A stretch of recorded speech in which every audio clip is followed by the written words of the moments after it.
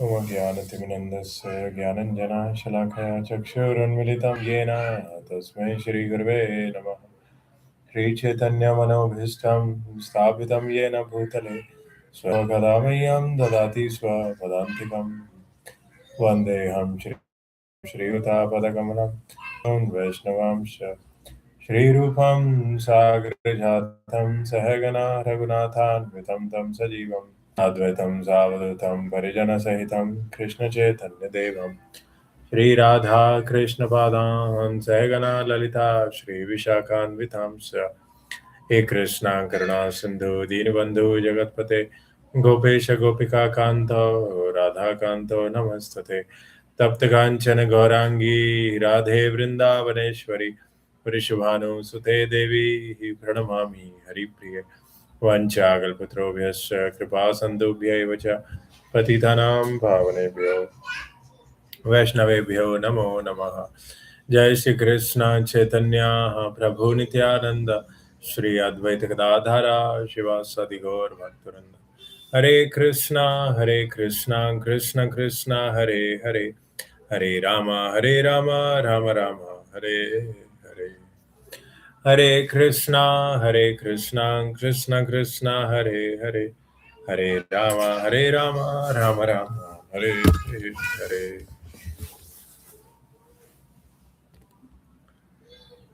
So we are reading the sixth chapter of Nectar Devotion.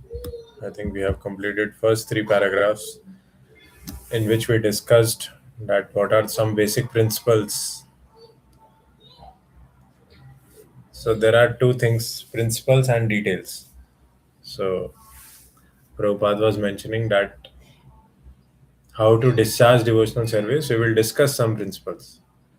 Principle means we have to accept a spiritual master. That is a principle. But when to accept, how to accept, which one to accept, those are details. So details will not be discussed so much, and that can vary from one time, place, circumstance to another, and that depends on the contemporary acharya's authority. Okay, so this is the first principle: accepting the shelter of lotus feet of a bona fide spiritual master. Second principle is becoming initiated. Third is obeying the orders with faith and devotion. Fourth is following in the footsteps under the direction. Fifth is inquiring from the spiritual master how to advance into. Sixth is being prepared to give up anything material for satisfaction of Supreme Personality Godhead. So when I met my Guru Maharaj last time, I think it was around 50 in last March, 1 year back. So he told me that you should continue your Shastra study. You should not stop. Although you have already completed Bhakti Vaibhav, you should pursue further studies. And then he requested me to focus on holy name, keep on chanting. So like this, we should interact with the spiritual master in such a way that we can advance our spiritual understanding, spiritual assimilation. Then residing in a holy dham, whatever is necessary, only that much. Yadrichya labha santusto, right? And dealing with material world only as far as necessary, not too much. And Ekadashi, observing the fasting day, worshipping sacred trees like the banyan tree. Yes. Okay. Then we discussed about instructions. We should not asat sangha tyaga te vaishnavachar. Utsahan, what is that? Atyahara prayasascha prajalpo niyamagraha janasangascha laulyam cha shadbhir bhaktir vinashyati. So, yeah. Janasanga. Janasanga means association of non-devotees. So that destroys our seed of devotional service. Okay. And we should not instruct unnecessarily any person in devotional service. And then there are some injunctions, some vidhis and some nishedas. Vidhis are those rules which are to be followed in devotional service. Nishedas are which should not be. For example, we should not eat meat. We should not indulge in intoxication. We should not indulge in illicit sex. We should not indulge in violence. So these are nishedhas. Vidhis are we should live a clean life. We should live a celibate life. We should live a non-violent life. We should live a simple life. We should live a life in the association of devotees where we can do devotional activities. We can experience the presence of Krishna. So these are vidhis. Smartavyam satatam Vishnu. Vismartavyam na jatuchit. Sarve vidhi nisedacho etayor eva kinga. So always remembering Krishna and never forgetting him, that is the highest vidhi. And all the other vidhis are subservient to this vidhi. If all the other vidhis are enabling you to remember Krishna, then they should be followed. Otherwise not. So the highest vidhi is to remember Krishna, that we are part and parcel of Krishna, and this material world is created by Krishna for our own purification. So that remembrance should increase. Yeah. And then that remembrance can be increased by chanting of Hare Krishna, by doing devotional activities like putting tilak on our body, right? Sometimes people write Hare Krishna also on their body. And then we should accept the flowers and garlands which are offered to the deities, right? And we should dance before the deity, we should take prasadam. And then ultimately mercy of Krishna will enter in our life by the mercy of Guru and Krishna. And we should pay obeisances. One time, Brahmananda Prabhu, who was a disciple of Srila Prabhupada, he was a very giant person, 6 feet 8 inch. He told one time Prabhupada that Prabhupada, I don't feel like paying obeisances. Should I pay? Prabhupada said, yes, of course, you should keep paying. And one day will come, then you will understand the importance of paying the obeisances. Because when you pay obeisances, your mind gets purified, your ego gets purified. And when you are too much conditioned, then there will not be any effect on you. So that's why we should, although we are not there, realization is not there, but still we should pay to increase our humility. And if there is a festival going on, there is a Utsav Murti which is being taken in palanquin around the temple, then we should follow that palanquin immediately. As soon as we see the deity, we feel the presence of Krishna and we follow it. Okay, I think till this point we have. One must circumambulate the temple building at least 3 times. In every temple, there is an arrangement to go around the temple at least 3 times. Some devotees go around more than 3 times, 10 times, 15 times, according to their vows. The Goswamis used to circumambulate Govardhan Hill. So here in this temple also, one second.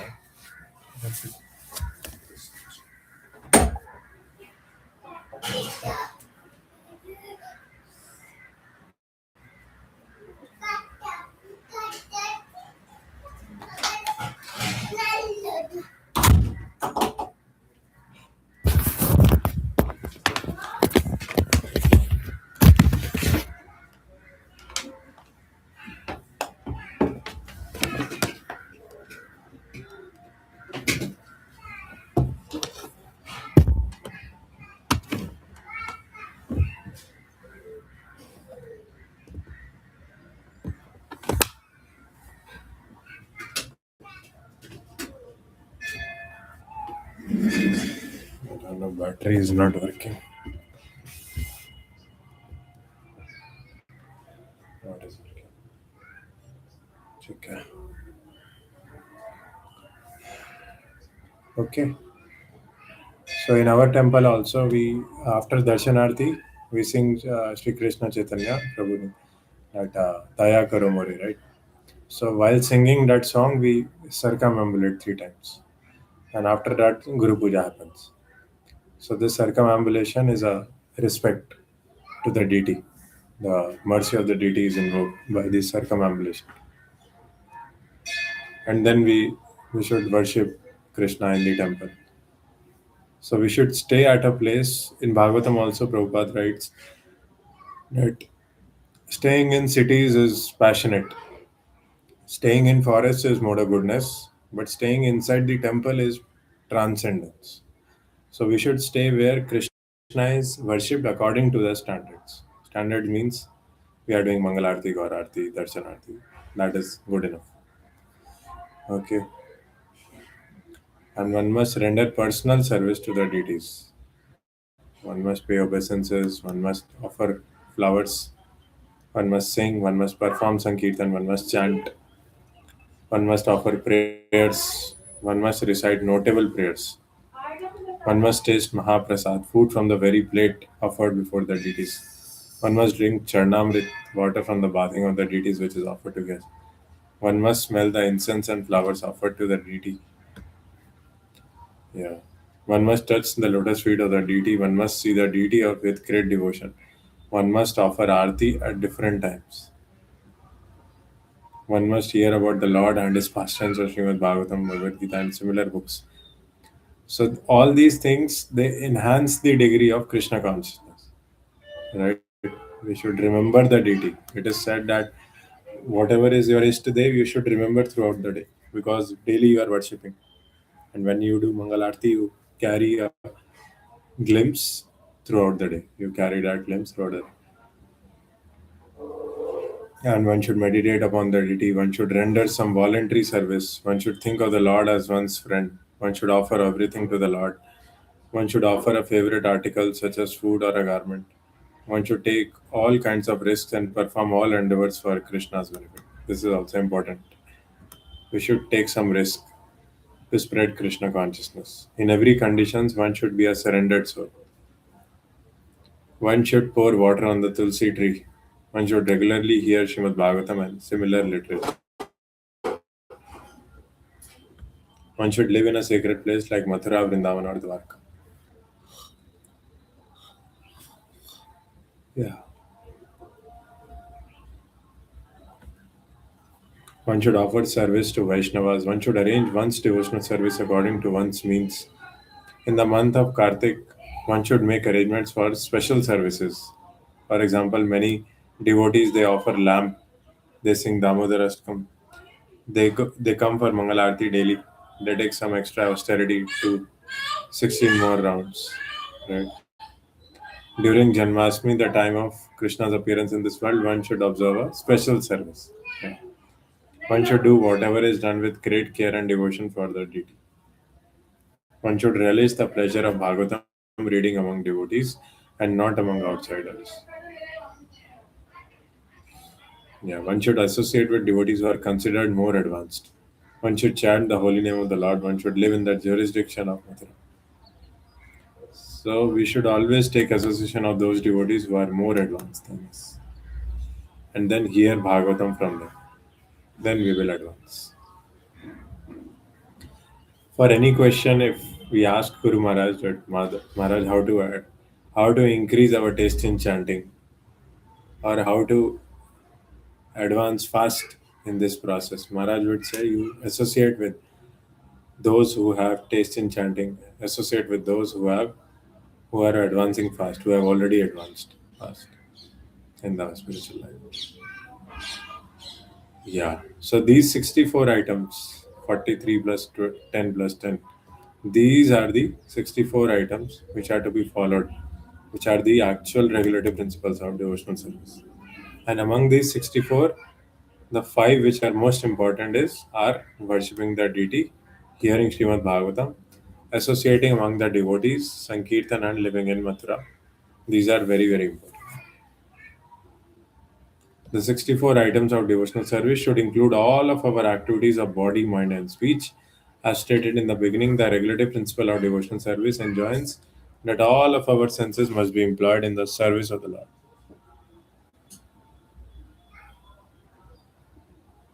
Exactly how they can be thus employed is described in the above 64 items. Now, Srila Guru Goswami will give evidence from different scriptures supporting the authenticity of many of these points. So, basically, the main principle is to keep our mind and senses engaged in something, either in Krishna service or even if you are doing some material service, that is also good. You should keep your mind engaged. That way, it will not trouble you. But if your mind has spiritualized, then you don't need to engage it forcibly, right?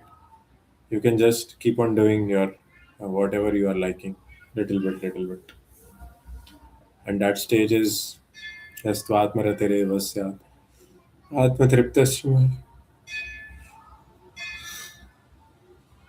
atmaneva cha santushtas tasya karyam na vidyate. So one who is fully satisfied, he doesn't need to do anything extraneous because he knows that his occupational duty is totally eliminated by Krishna. So whatever Krishna will ask him to do, he will do that. From him, from his side, he will not make much endeavor to entangle much. Yeah. But in the Vedi sadhana bhakti, we should keep our senses engaged, mind and senses. So this chapter is complete. You should read about these 64 items because these will help us how to engage our each of our karmendriya and gyanendriya in Krishna's service.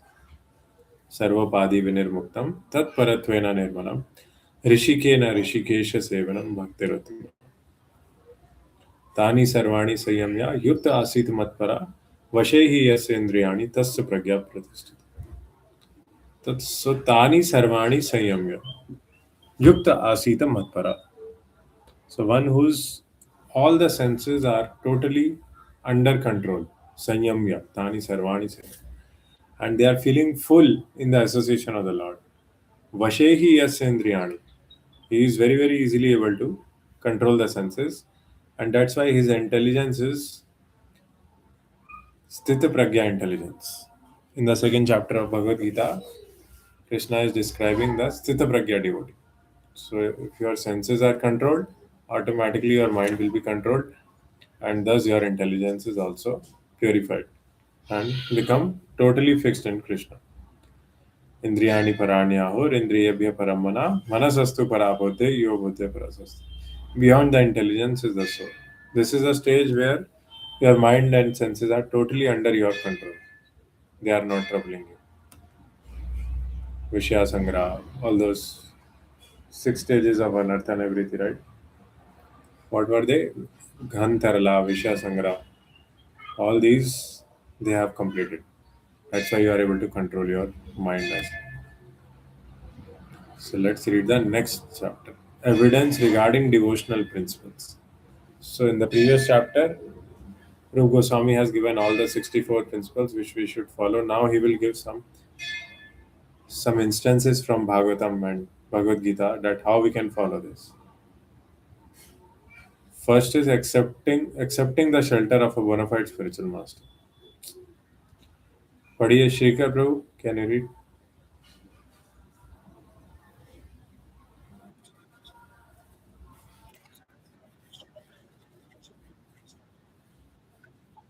Prabuddha, Prabuddha. Prabuddha is one of the nine Yogendras, Navi Yogendras.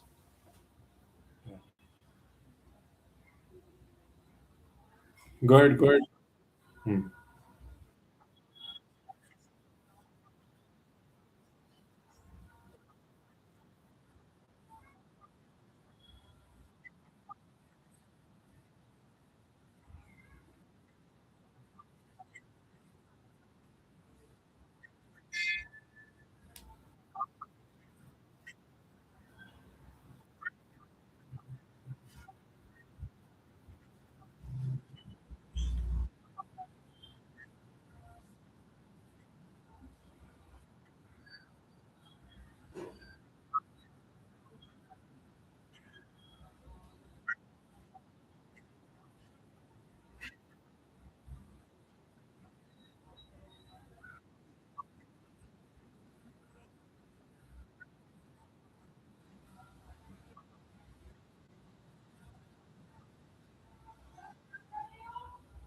Hare Krishna.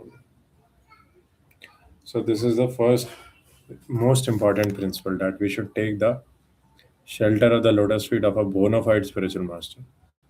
And now here qualification is also given. You must have realized the conclusion of scriptures by deliberation and convince others also. This is actually the qualification of a Uttamadhikari. Madhyamadhikari, he is not able to convince others. although he has the conviction that he knows the conclusion of the scriptures. Kanishtadhikari, he doesn't even have conviction that scriptures are true. So spiritual master is one who is able to convince others also with his own conviction and with his own realization of the conclusion of the scriptures.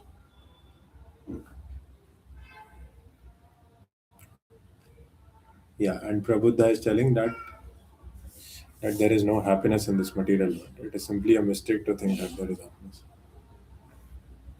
So that's why devotional service is meant for a person who is neither too attached nor too detached. Lord Chaitanya Mahaprabhu is instructing Raghunath Das Goswami that right now don't come to me. There will be a time when it will be appropriate to come to me. Right now, just be a pound and shilling man, and externally, you show the society that you are a rich person, knowledgeable. Internally, you cultivate detachment. You remember me. So that's how we have to do us also. The purpose is that one should not accept as a spiritual master someone who is fool number one, who has no direction according to the scriptural injunctions, whose character is doubtful, who does not follow the principles of devotional service, or who has not conquered the influence of the six sense gratifying agents. Yeah. What are these six sense gratifying agents? Anybody?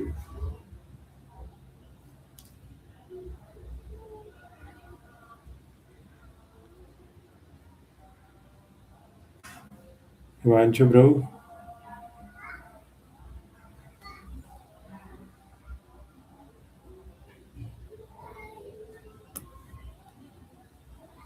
Mana Shashtani Indriyani, right? Mind and the five objective senses, five karmendriya, the nose, the tongue, the eyes, the ear, the hands and legs, skin.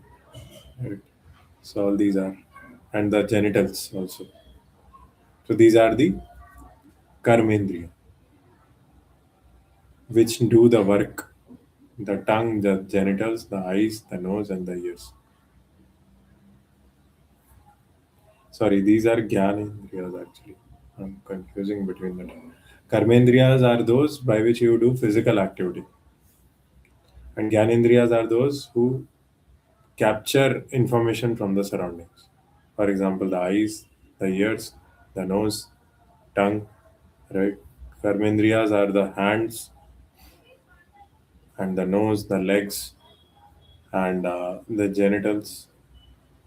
So, like this, basically, Gyanendriyas, based on the information captured by Gyanendriyas, our vasanas are formed, our spiritual development is happening.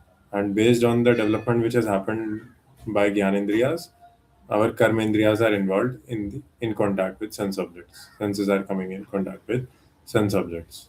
Sangat sanjayate kama.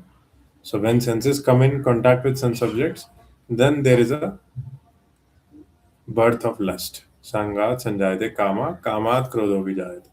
And if that lust is not satisfied, then it transfers into anger. If it is satisfied, then it transfers into greed. Okay. So the six agents of sense gratification are tongue, genitals, belly, anger, mind, and words. Yeah. So tongue and words they are used twice. So these are the karmendriyas actually. Anyone who has practiced controlling these six is permitted to make disciples all over the world. To accept such a spiritual master is a crucial point for advancement in spiritual life. One who is fortunate enough to come under the shelter of a bona fide spiritual master is sure to traverse the path of spiritual salvation without any doubt. So actually, Prabhupada is referring to the first verse of Nectar of Instruction. Vachuvegam manasa krodhavegam jiva vegam udropasthavegam etan veganyo vishehete dhira sarvam apimam prithvim sashishya. Okay. So next principle is accepting initiation from the spiritual master and receiving instructions from him. Yeah, Shrikar Prabhu, can you read again?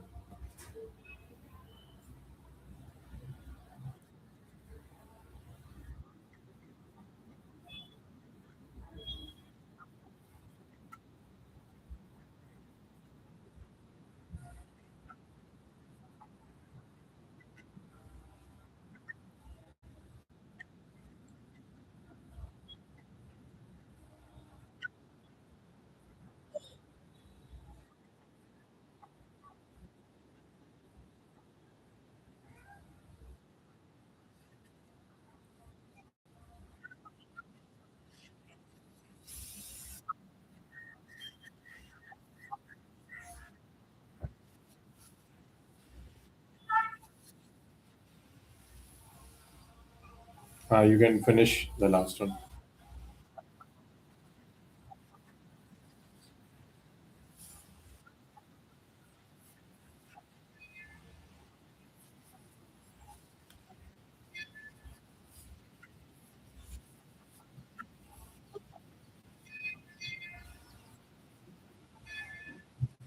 Hare Krishna.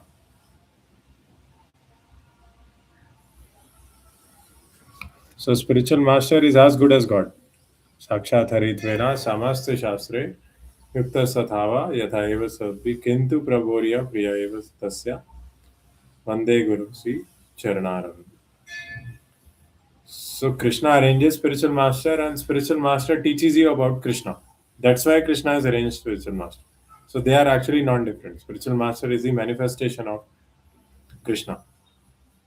When Dhruv Maharaj he ran into the jungle to seek a kingdom larger than his father, actually his mother told that you should ask the Lord directly this kingdom. So he was searching for the Lord, and immediately Narad Muni came.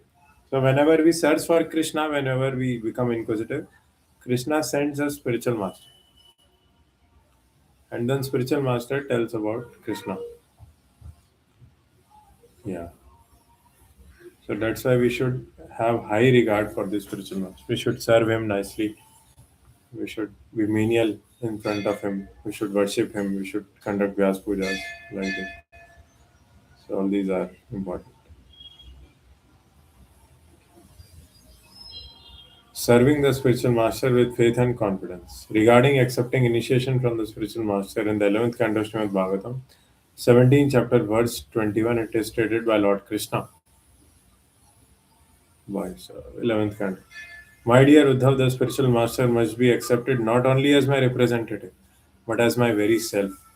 He must never be considered on the same level with an ordinary human being. One should never be envious of the spiritual master as one may be envious of an ordinary man. Yeah. That's why we should be happy in front of the spiritual master. We should just have faith that spiritual master desires best welfare for us, and we will just stay in his association, then we become purified. Whatever mischievous your activities you are doing, but if once you come in front of spiritual master, you should just sit there like a servant, like a menial person, and then all your problems will go away. Krishna Surya Sama Maya Haya Andhakar, Yaha Krishna Vani Maya Andhakar. So in the presence of the spiritual master, you can experience the presence of Krishna, and then all the darkness can go away. Nitya Siddha, Krishna Prema Sadhya Kabunaya Shravana Adi Shuddha Chitte Karade. The spiritual master should always be seen as a representative of the Supreme Personality of Godhead, and by serving the spiritual master, one is able to serve all the demigods. Yeah. So you don't need to serve demigods separately if you are serving spiritual master. Devarshi Bhutatma Nirnam Pitrina. So there are so many debts we carry, right? When we take birth, we become indebted to our parents, to demigods. And when we take second birth, when we take initiation from the spiritual master, then we become indebted to our spiritual master. So to liquefy the debt to spiritual master, we should study scriptures. For example, this session we are studying Nectar devotion. So our spiritual master is happy with this activity. To satisfy the demigods, to to pay the debt incurred to the demigods, we should do sacrifices, right? And third, to pay the debt to parents, we should beget children. And if we are able to beget Krishna conscious children, then we are able to pay the debt. Like we are able to purify the entire all the 14 generations. Yeah, can Himanshu Prabhu, you want to read? Will you be able to read?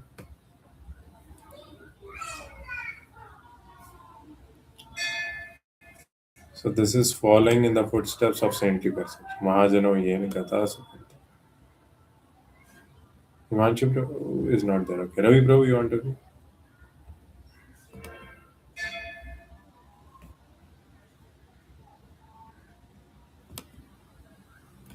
Or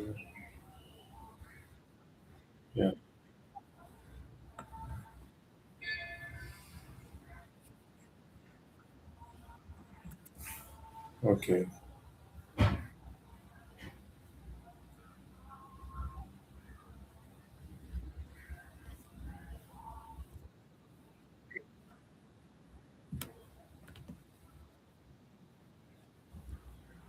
Yeah. Yeah, that's Allah. Yeah.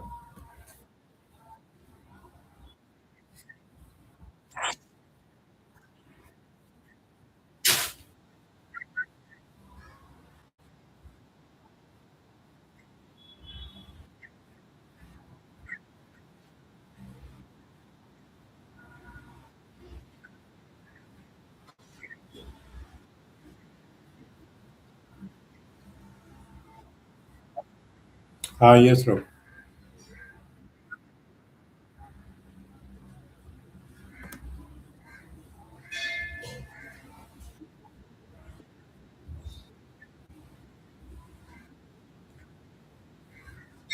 Brahma Yamal.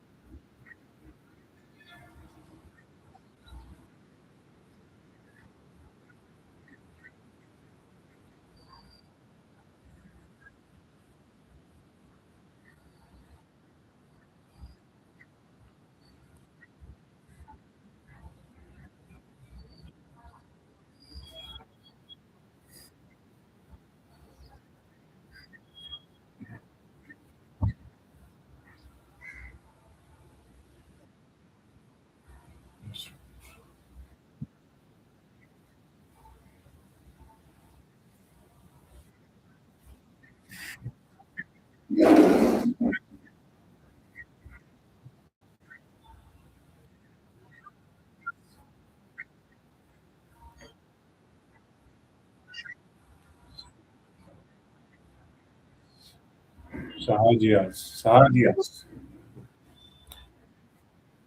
साहजियास जो वृंदावन में जो ज्यादा rule regulation follow नहीं करते, कहते हैं कि we are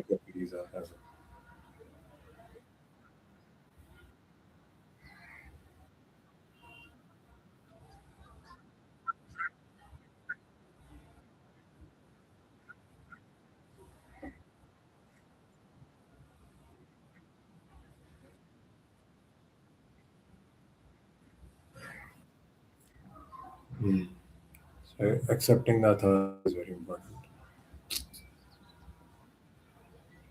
Yeah, you can read next also.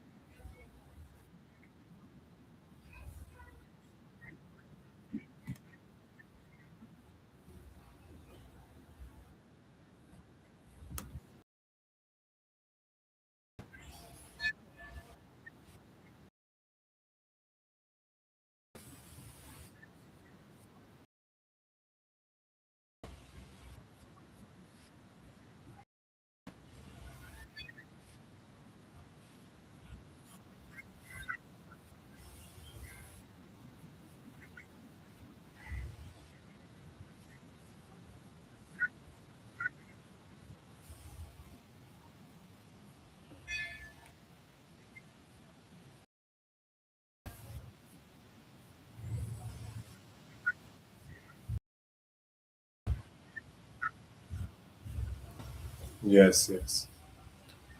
So our Guru Maharaj was telling, ah, yes,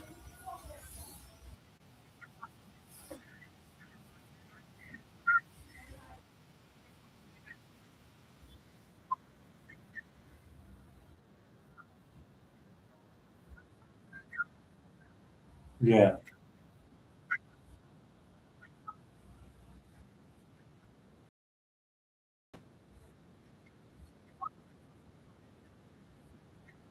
yes, yes,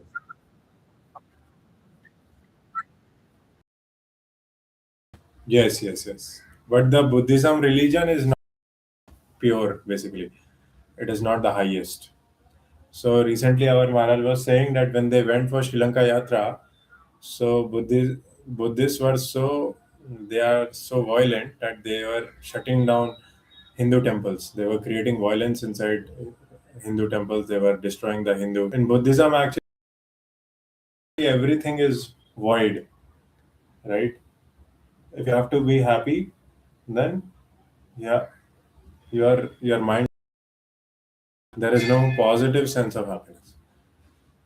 So as you said correctly, that Lord Buddha himself was a great personality, just like Jesus Christ, but he propagated he d- denigration of Vedas.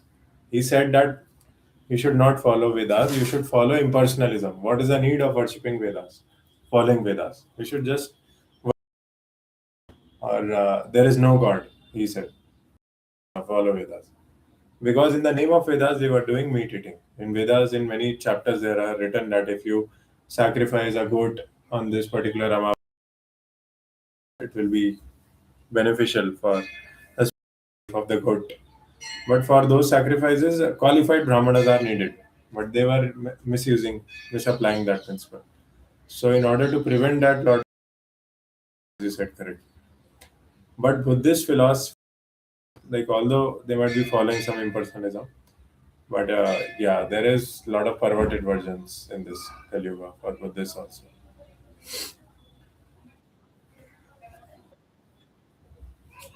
Many time our Guru Maharaj travels in planes. So generally people ask, "Are you a monk?" So Maharaj says yes. Then he says, "Are you a Buddhist monk?" Maharaj says, "No, I am a Krishna monk." So generally, how Maharaj dresses like he wears saffron. Buddhists also dress like that. But in,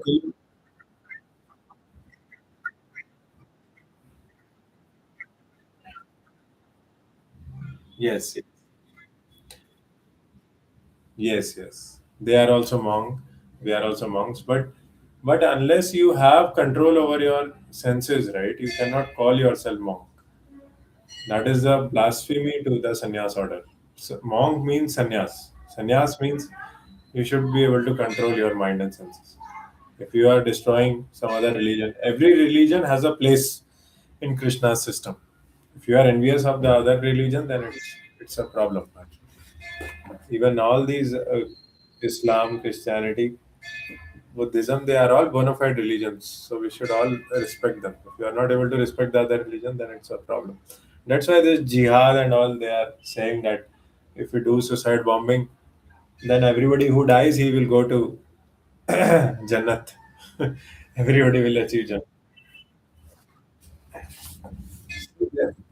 Yeah, these are perverted misapplications of scriptures actually. In Bhagavad Gita also it says that yam yam vapi smaran bhava tejati ante kalev. But everybody should remember what you remember at the time of death, similar will be the destination. It's not like everybody who dies will go to God, will go to Vaikuntha. So they are getting something, missing something, then applying. So that becomes very concocted and uh, perverted reflection. Okay. Thank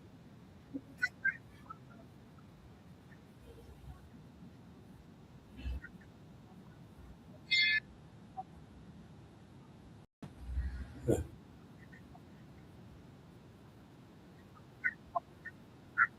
Yeah. Yeah. Yeah.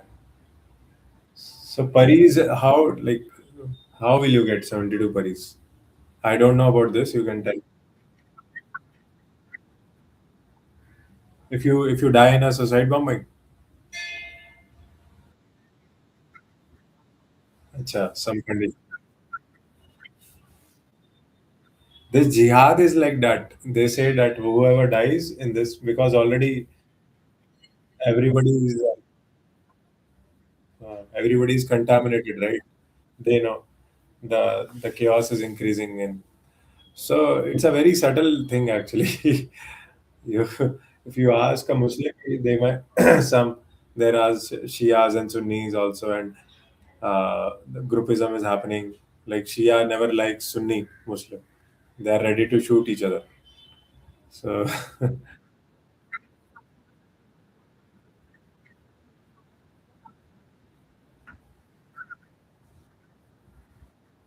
thou shall not.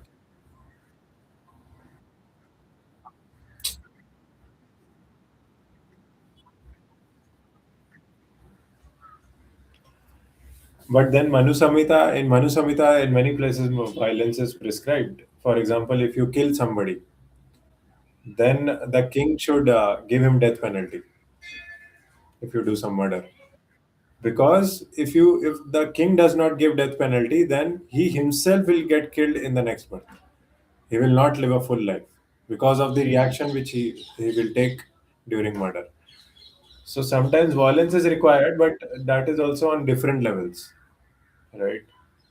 So so that's why like this Islam and all these are not these are not ordinary things. These are bona fide religions, but somehow we have to read that carefully and apply it correctly. Because in Kali Yuga, when one becomes agitated, right, then little bit concoction they do and they misapply the principle. So yeah, but the reality is that everything in the society is in the wrong direction.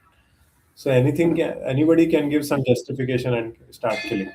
For example, you are using planes, right? You are not. There is nothing like Krishna in the center. God is not there.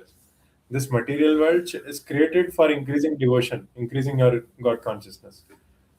But most of the activities they are not doing that. They are increasing our bodily consciousness actually. So in some sense, they are correct actually. I am not favoring jihad, but in many terms, there are some good qualities also in Muslims.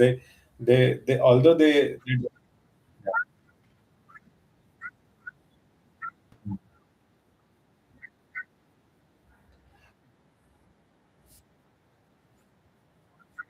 uh, the war is a Vedic war. Yeah, if it is a Vedic war, Prabhu, like just like Mahabharata, like one side blew conscious, the other side blew conscious. It's not a war between cats and dogs, right? So these battles like Mahabharata and Ramayana, these are prescribed by the Lord. They are fighting in a protocol which is given by the Lord. So whoever dies, he achieves. Actually, Krishna was on the battlefield, so they achieved Vaikuntha only, not only Swarga. That Krishna is telling Arjuna, achieve Swarga. Swarga pa, Sarga Dwara, right? That verse is there, I think. And if you win, then you will do. Yeah, yeah. This is nowhere. Krishna is nowhere in the picture, nah? And nobody is, no pure devotee is authorizing that war. So that Mahabharata was between devotees, and the protocol was also Vedic. Here, like the intention is not like that, and that was prescribed by Krishna. Krishna requested Arjuna to fight and kill them. So yeah, there are different levels. This is a good topic actually. The main principle behind this is this prakrite kriyamanani gude karmani sarvasha ahankar vimudatma kart kartahamiti manyate. So since the most of the people are in lower modes of nature and they think themselves to be enjoyer and the agitation is increasing in the mind, so war will happen. There is no doubt, and that's why yes, bro. Greed, yes.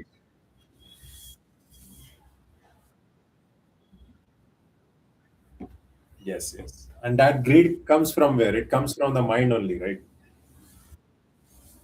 So mind is the cause of every misery. If your mind is purified, if you are satisfied with your relationship with the Lord, then everything in this world can be solved. Big problems also will become small. So as it is said that there is sufficient for one man's need, but there is not sufficient for everybody's greed. So greed is the problem. Even in corporate, you see, like the corporate which is working in India, like Google, Microsoft, and all. CEOs they want crores of salaries. When recession is happening, they fire 10,000 people at once. In Apple, there was no firing. Why? Because the CEO took a cut, took a 50% cut on his salary. So the leaders determine the consciousness of the entire country actually. That's why in Vedic civilization the leaders were Krishna conscious. So leaders have a great responsibility to bring revolution to the society. When I was in Chennai, I was doing this training in Chennai. I found that everybody is so pious. Like they are coming, they are putting tilak, and even just by talking to them, there was so many Sri Vaishnava temples were there. Then I asked one of the professor that, sir, you are all so much God conscious. Why so much cleanliness, so much dirt is there, so much pollution is there? They said that every minister is running two, three alcohol factories. Every minister, this AIA, DMK, and all those Karunanidhi. So I said, yeah, that is a problem. And these are amazing cultures. You go to Chennai, like if you have some God conscious background, immediately you will understand. Every person is a God conscious person actually. But only problem is with the leaders which have been elected. So that's why in Vedic culture, this democracy was never followed. It was a disciplic succession. Pure devotee used to select another pure devotee. This by the people.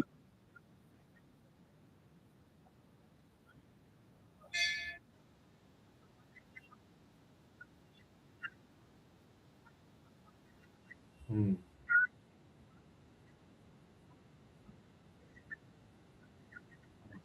Yes,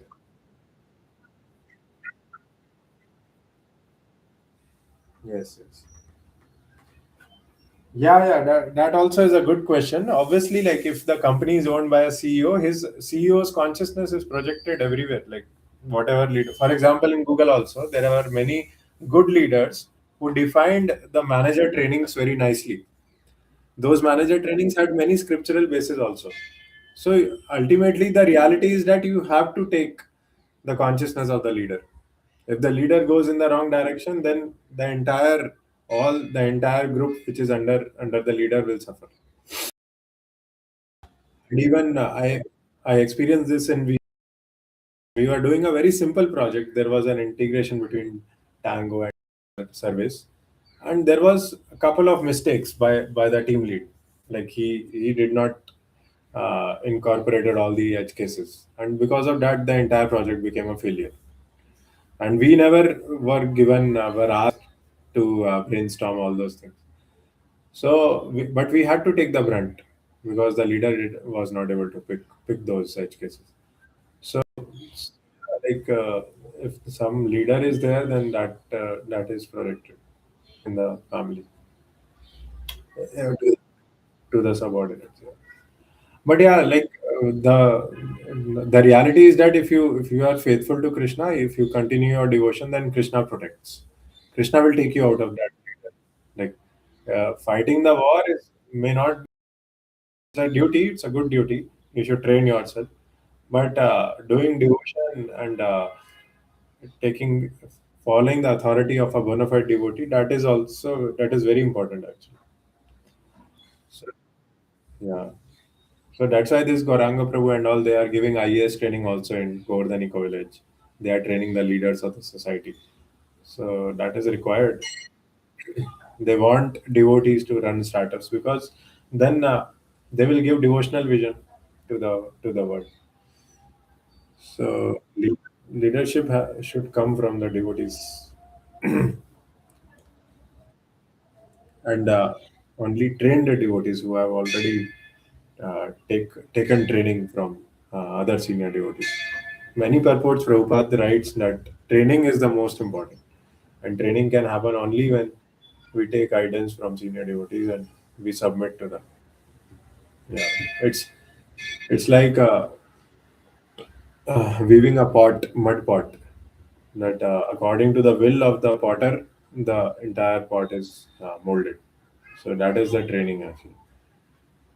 If you Yeah, that's why initially Gurukula was there. In Gurukula, Guru used to train the disciple, and he used to realize that everything, all the spiritual knowledge was there in his heart. So that sort of training we have to reinstate. We have to become acharyas. We have to become gurus. First, we have to follow the guru whom we are receiving, whom we are getting the opportunity to associate with. then become gurus, become acharyas. So I'm going to this with this Gurukula Acharya Anubhav program on 27th March. So there is a Gurukula in Bangalore Vidya Kshetra. So uh, I've been attending these Acharya programs on Saturday, 1 hour they do. So they are saying that it is the duty now actually for youngsters to become acharyas, because the rate at which the Kali Yuga is advancing, you don't know when the war will break out. The demographic situation is so bad. But right now we should understand what is the real sanskaras by which we can stay happy in our life with bare minimums. So that's what this Indumati Katdare is the vision they are following. Okay, so any other questions? 5:41, so we'll pause here. Okay, bro. Good discussion. Thank you very much for your association. Yeah. Hare Krishna, bro. Thank you.